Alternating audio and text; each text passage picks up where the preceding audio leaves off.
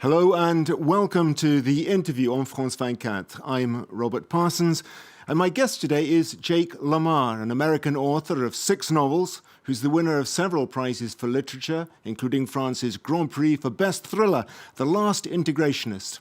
He also lives here in Paris, far away from the current turmoil of American politics. But what does it feel like for an American abroad, looking in from the outside on the sometimes burlesque performances of the United States would-be presidents? With Super Tuesday now over and the battle lines for the party nominations more clearly drawn, how does he see the political landscape of America developing? Jake Lamar, thanks very much for being on the interview with us. Let's start with that question.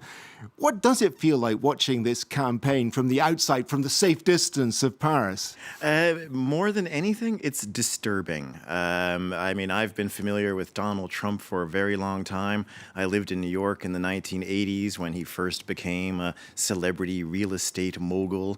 And the fact that he is really on his way to winning the Republican nomination with a campaign that is so skimpy when it comes to substance, but so full of anger and incitements to violence, it's disturbing. It's disturbing and astonishing in a way, because if you think back to the beginning of the campaigns, nobody predicted that Donald Trump would be here, but yet here he is, and apparently unstoppable.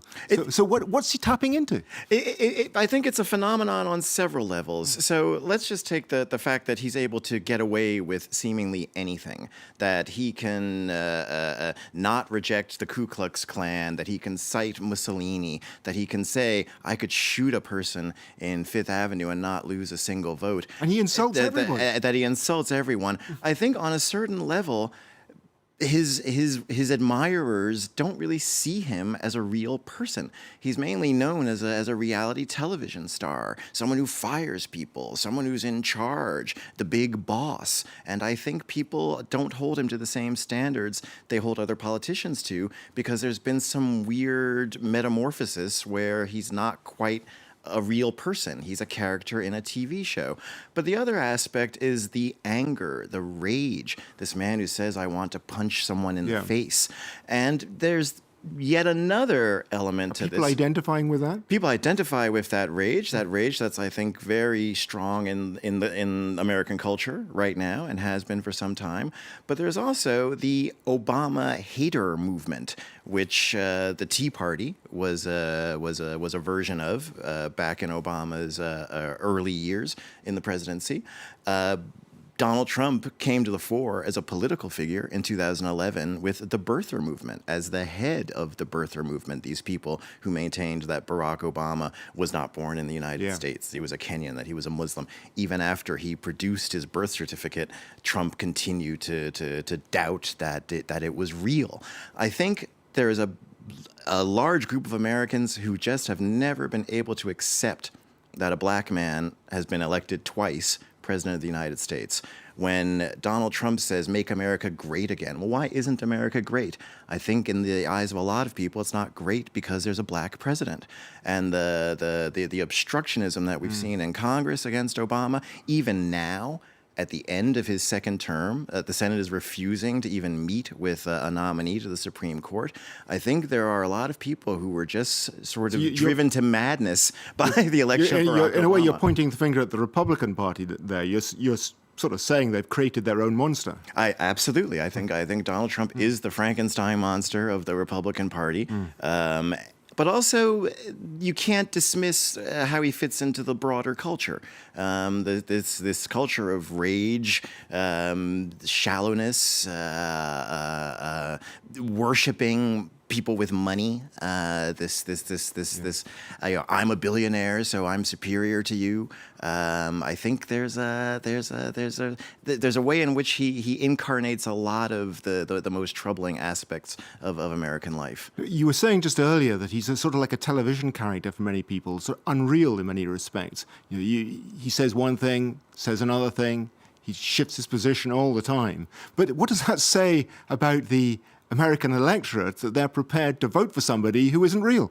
I hope that it can only go so far. You know, there's an interesting film from the 1950s called A Face in the Crowd by Elia Kazan, where a character played by Andy Griffith is sort of a precursor of Donald Trump, this right wing TV celebrity, and finally he's done in when he's insulting his audience and doesn't know it's in front of an open mic. Maybe it'll take something like that to bring down Donald Trump. But I would hope that in a race against Hillary, all of the forces against Trump, whether they're Republicans, Democrats, former supporters of Jeb Bush, I hope that everyone can get their resources together to really take him on. The Republicans have been reluctant to criticize him or to really dig up dirt on him because they don't want to alienate they scared their he'll base. turn on them, or I think up until now they didn't want to alienate the base. If Rubio or Cruz, let's say before Nevada, had been too tough on Donald Trump, they were afraid they might not get his voters. Now that ship has sailed. I mean, Trump is steamrolling his way to the nomination. So now people who say they're against him need to come together and try to bring him down, really. But I think actually we're about to see a massive capitulation in the Republican Party. I think, in fact, more establishment figures are going to line up behind Trump because he's so popular with the base. well, that's a bit of a risk for the Republican Party because Donald Trump's position doesn't fit easily with Republican values. To get to there, a lot of people would have to draw a line through many of the things that they at least publicly believed in. Well, his views change all the time. 15 years ago, he was for abortion rights. Today, he's against abortion rights. It's really a cult of personality, which is rare in American politics. Even when you have a very popular figure like Ronald Reagan or Barack Obama, there's some ideological background that people understand as being conservative or liberal. This is really a pure cult of personality. And I think the more popular he is, the more the Republicans are going to feel, okay, we'll just have to swallow our convictions. You say that, but somewhere close to 50% of Republican governors and senators have said in the last week or so that if he does get the nomination, they won't support him. You don't believe them?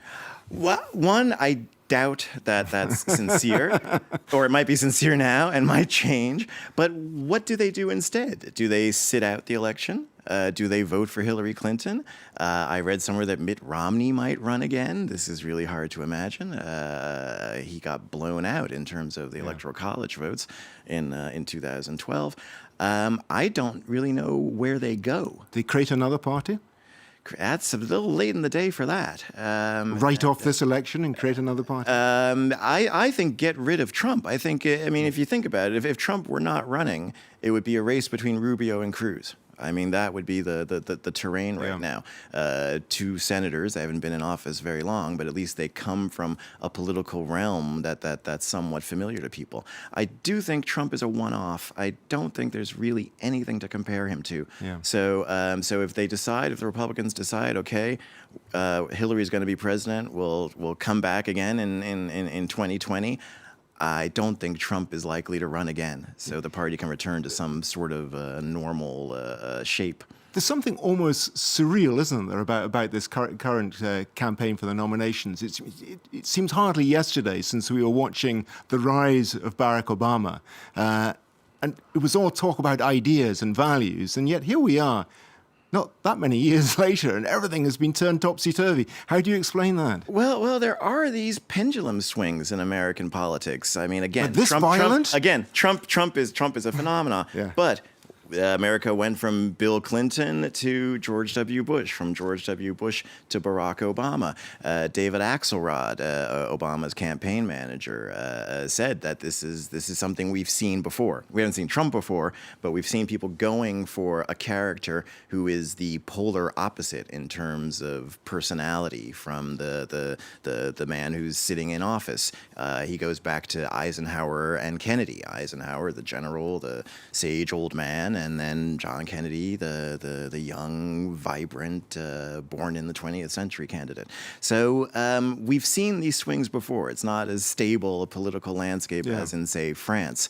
But there is something else going on here. And I think for all the different things I've already cited, there is also the sense of stagnation, of economic stagnation in people's lives. The fact that people are not doing better than they did 15, 20 years ago. And Trump is feeding into that too. Just briefly, because we're coming towards the end of the program now, it looks as though Hillary Clinton is going to take the Democratic nomination. Still some distance to go, of course, but it does look likely. In a runoff between Trump and Clinton, is he stoppable?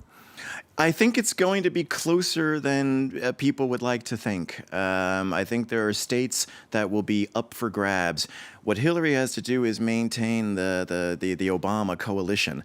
And I'll point out that in 5 of the last 6 presidential elections, the Democratic candidate has won the popular vote.